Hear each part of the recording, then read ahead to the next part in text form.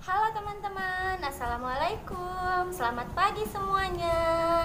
Halo kelas 4 Khalid, kelas 4 Wais, kelas 4 Zaid, kelas 4 Talha, dan kelas 4 Ubay. Apa kabar hari ini teman-teman? Baik kan? Perkenalkan, nama Bunda Tinik Wulandari. Bunda biasa dipanggil Bunda Tinik. Bunda wali kelas 4 Zaid bin Haritsah. Tapi hari ini Bunda akan mengajarkan tematik untuk teman-teman semuanya yang kelas 4.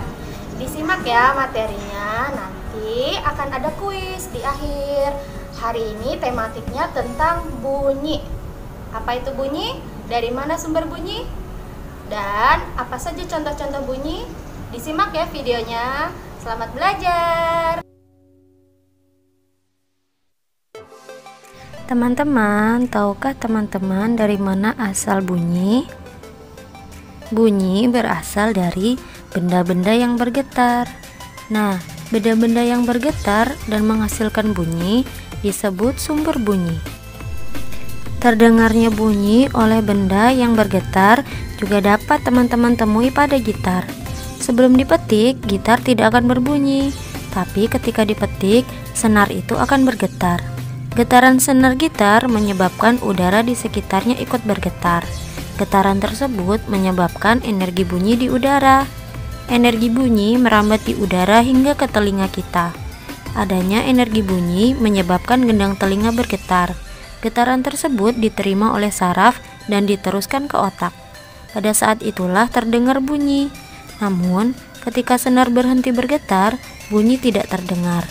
Hal itu membuktikan bahwa bunyi terjadi karena adanya getaran.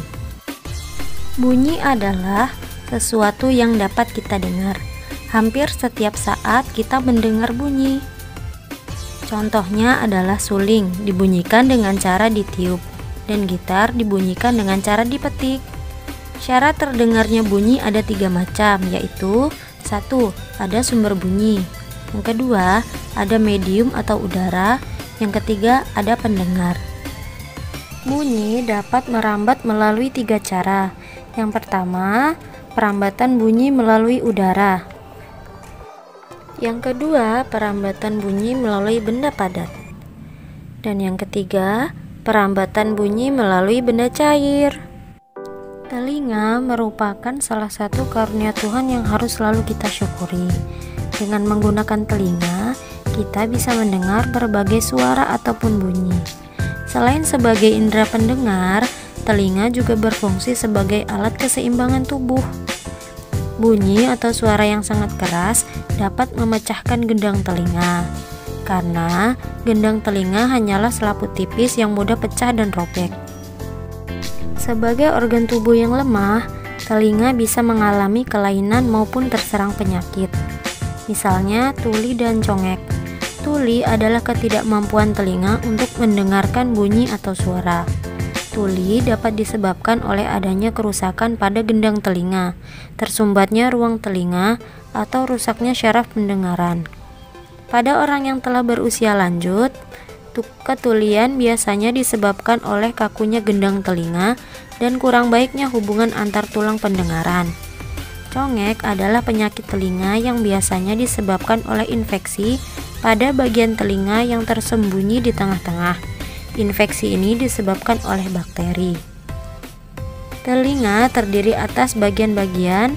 Yang pertama, telinga bagian luar, yaitu daun telinga, lubang telinga, dan liang pendengaran. Yang kedua, telinga bagian tengah, terdiri gendang telinga, 3 tulang pendengar, martil, landasan, dan sanggurdi, dan saluran eutasius. Ketiga, telinga bagian dalam, terdiri dari alat keseimbangan tubuh, 3 saluran setengah lingkaran, tingkap jorong, tingkap bundar, dan rumah siput atau koklea. Fungsi bagian-bagian indera pendengar yang pertama, daun telinga, lubang telinga, dan liang pendengaran berfungsi menangkap dan mengumpulkan gelombang bunyi. Yang kedua, gendang telinga berfungsi menerima rangsang bunyi dan meneruskannya ke bagian yang lebih dalam. Yang ketiga, 3 tulang pendengaran, yaitu tulang martil, landasan, dan sanggurdi berfungsi memperkuat getaran dan meneruskannya ke koklea atau rumah siput. Yang keempat, tingkap jorong, tingkap bundar, 3 saluran setengah lingkaran, dan koklea atau rumah siput berfungsi mengubah impuls dan diteruskan ke otak. 3 saluran setengah lingkaran juga berfungsi menjaga keseimbangan tubuh. Yang kelima, saluran eutasius menghubungkan rongga mulut dengan telinga bagian luar. Frekuensi adalah banyaknya gelombang yang dihasilkan dalam 1 detik. Satuannya hertz atau Hz. Berdasarkan hasil penelitian, pendengaran manusia normal berada pada frekuensi 20 getaran per detik atau hertz hingga 20.000 hertz. Daerah frekuensi itu disebut daerah audiosonik. Frekuensi di bawahnya disebut infrasonik, sedangkan daerah di atasnya disebut ultrasonik. Baik infrasonik maupun ultrasonik hanya dapat didengar oleh hewan-hewan tertentu. Contoh dari bunyi infrasonik yaitu aktivitas gunung berapi, getaran gempa bumi, dan lain-lain. Bunyi infrasonik hanya dapat didengar oleh hewan-hewan tertentu, antara lain anjing, laba-laba, dan jangkrik.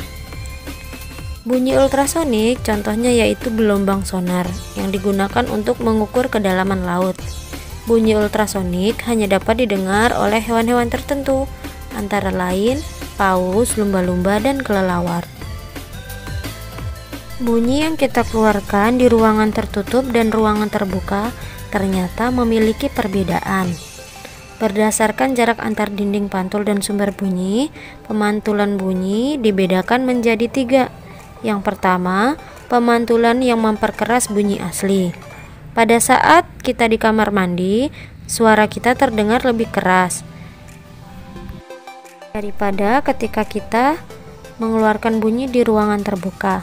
Pada ruangan kecil, bunyi asli dan bunyi pantul sampai ke telinga kita hampir bersamaan, sehingga bunyi pantul akan memperkuat bunyi asli. Itulah sebabnya bunyi terdengar lebih keras. Yang kedua, gaung atau kerdam. Ketika kita berbicara di dalam sebuah gedung yang besar, dinding gedung ini akan memantulkan suara kita. Biasanya selang waktu antar bunyi asli dan pantulannya di dalam gedung sangat kecil, sehingga bunyi pantulan ini bersifat merugikan karena dapat mengganggu kejelasan bunyi asli. Pemantulan bunyi yang seperti ini dinamakan gaung atau kerdam. Yang ketiga, gema. Jika dinding pemantul sangat berjauhan, bunyi pantul akan terdengar beberapa saat setelah bunyi asli. Kejadian ini disebut gema. Terjadinya gema hampir sama dengan gaung, yaitu terjadi karena pemantulan bunyi. Namun, gema hanya terjadi jika sumber bunyi dan dinding pemantul jaraknya jauh, lebih jauh daripada jarak sumber bunyi dan pemantul pada gaung. Misalnya ketika kita berteriak di depan dinding tebing yang tinggi, suara kita seolah-olah ada yang mengikuti setelah selesai diucapkan. Gaung dan kerdam sangat merugikan karena menghasilkan bunyi yang tidak jelas. Untuk menghindari peristiwa ini, gedung-gedung yang mempunyai ruangan besar seperti aula, bioskop telah dirancang supaya tidak terjadi gaung. Upaya ini dapat dilakukan dengan melapisi dinding dengan bahan yang bersifat tidak memantulkan bunyi, atau dilapisi oleh zat kedap atau peredam suara. Peredam bunyi adalah bahan-bahan yang permukaannya lunak atau empuk, contohnya karet, karpet, gabus, kapas, dan wol. Teman-teman, silakan ambil bukunya, kemudian tulis kuis dan jawab ya. Nomor 1, apa yang dimaksud bunyi? Nomor 2, apa syarat terdengarnya bunyi? Nomor 3, apa fungsi telinga? Nomor 4, sebutkan bagian-bagian telinga. Nomor 5, sebutkan contoh bahan-bahan peredam bunyi. Nah, begitu videonya. Belajarnya gimana? Seru kan?